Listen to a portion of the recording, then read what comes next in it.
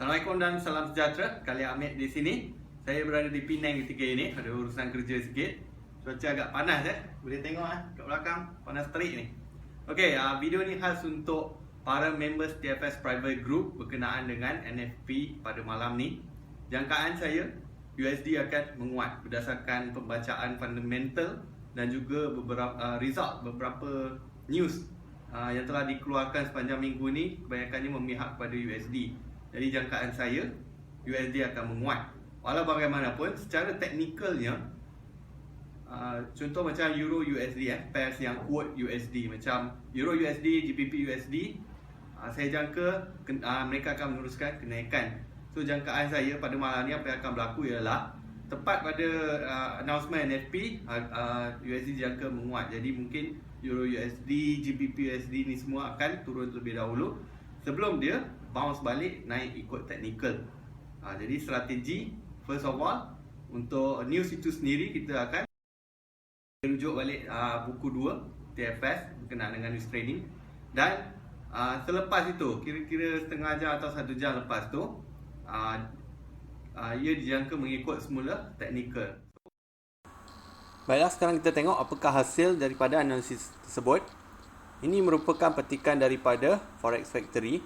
Ia adalah satu laman web khusus untuk forex trader melihat berita-berita yang akan diumumkan setiap hari. Dalam Forex Factory, 4 Mac 2016 pukul 9.30 malam waktu Malaysia, inilah yang news yang dimaksudkan, iaitu non-farm employment change.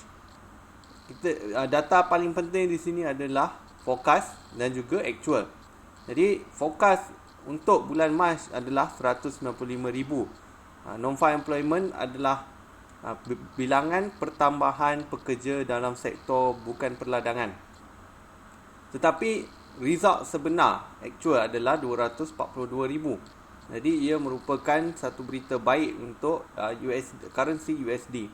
Jadi bila ada berita baik USD, XXX USD, contoh Euro USD, GBP USD akan menurun, manakala USD XXX akan menaik. So sekarang ia adalah satu good news. Jadi dalam chart nanti saya akan tunjuk Euro USD telah menurun disebabkan oleh news tersebut. Walau bagaimanapun, disebabkan ianya bertentangan dengan teknikal, antara setengah jam ke 1 jam ia akan turun, tetapi kemudian dia dijangka akan naik semula mengikut analisis teknikal. Untuk trade news ini sendiri, ia memerlukan satu teknik khas kerana anda tak akan dapat enter post semasa pukul 9.30 malam tu. Pukul 9.30 malam biasanya semua broker akan freeze. Kita tak boleh nak enter post ataupun close position kita. Tambahan pula, result news ni walaupun 9.30, tapi mungkin sekitar lepas 30 saat atau 1 minit baru dia muncul. Dia tak akan terus muncul tepat-tepat pukul 9.30. Jadi kita tak akan sempat nak entry semasa news diumumkan. Walau bagaimanapun ada satu teknik khas dalam teknik forex sebenar yang boleh digunakan, iaitu teknik hem-hem. Itu kena belajar dalam TFS. Okay? Sekarang kita tengok pada chart pula. Inilah dia yang saya maksudkan dalam video tersebut, iaitu tepat pukul 9.30. Kalau waktu chart adalah 13.30, iaitu perbezaan sebanyak 8 jam antara waktu Malaysia dengan waktu US ya. Jadi tepat pukul 9.30 malam ni, harga telah pun ranging. Katalah dia open daripada dia turun sebanyak kira-kira 60 pips dalam tempoh beberapa minit selepas news diumumkan. Saya menggunakan time frame 30 minit sebab news diumumkan 9.30 malam. Jadi kita tengok movement dia setiap 30 minit. Senang nak nampak. Kalau H1 nanti kita tak nampak movement dia. So bayangkan daripada dalam masa 30 minit pertama tu dia telah turun sebanyak 60 pips tadi. Ini saya ambil atas sikit. 60 pips dia turun. Lepas tu dia patah balik. So turun 60, lepas tu naik balik 60. Maaf, dia naik lagi tinggi sebab dia close kat atas ni. Lepas tu dia naik balik dalam 70 pips. Inilah yang saya maksudkan bila USD menguat, XXX USD akan menurun. So dia turun dulu, tapi sebabkan dia melawan teknikal, dia naik semula. Jadi bayangkan, Daripada bawah dia turun sampai dia, kemudian dia naik balik. Sampailah pada high di sini.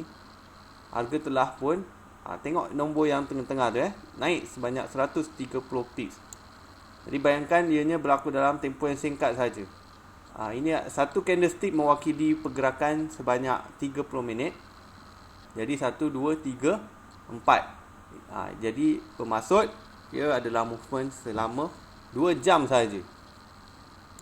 So dalam tempoh 2 jam dia turun 60 pips, lepas tu dia patah balik ikut technical sebanyak 130 pips.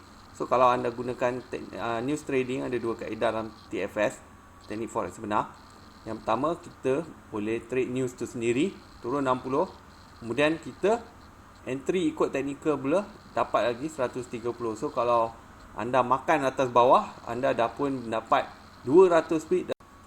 Ini merupakan beberapa hasil trade TFS Private Group Members pada NFP March 2016. So ada beberapa orang lah dekat sini yang saya tunjukkan sebahagiannya yang telah pun profit dengan jayanya pada hari tersebut. So anda boleh nampak saya pun ada komen update dekat situ hasil trade saya. Tak nampak lah sebab kecil sangat. Yang ni dari akaun negatif dah balik modal untuk malam tersebut dalam masa dalam tempoh 1 hari saja dah berjaya balik modal. Nama-nama ni disorokkan untuk mengelakkan diorang daripada diserang. Ramai yang mengadu pada saya bila nama diorang dipaparkan, ramai yang PM tanya macam-macam, suruh wajar pun ada. So sejak daripada itulah, siapa-siapa yang nak bagi testimonial ni, saya cakap saya tak akan paparkan nama diorang, melainkan diorang sendiri yang cakap tak apa, so boleh tunjuk. Itu dalam website Teknik Forex Sebenar ada beberapa orang yang anda boleh tengok sendirilah dia punya personal FB profile. So selain daripada NFP, ada beberapa lagi news lain yang kita boleh trade juga, terutamanya news seperti interest rate, unemployment rate, dan macam-macam lagi. So kelebihan news trading ni, yang pertama, movement dia laju dalam masa yang singkat. Dan yang kedua, yang pada saya yang paling best lah, ialah daripada awal kita dah tahu, kita boleh tengok kat Forex Factory hari apa dan pukul berapa news tu akan diumumkan. So kita tak payah nak kelang kabut tengok chart selalu. Bila dah dekat news, baru kita tengok chart. Itulah pada saya lebih bermakna, ia satu kaedah yang sangat-sangat memudahkan trader yang sibuk tak dapat nak selalu beranalisis.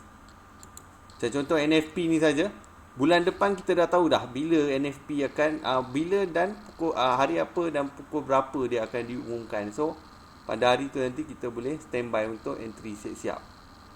Tapi kena tunggu masa news, masa hari tu lah baru kita boleh nampak dia nak ke mana. Kalau sekarang tak nampak lah, cuma kita tahu bila dia akan diumumkan.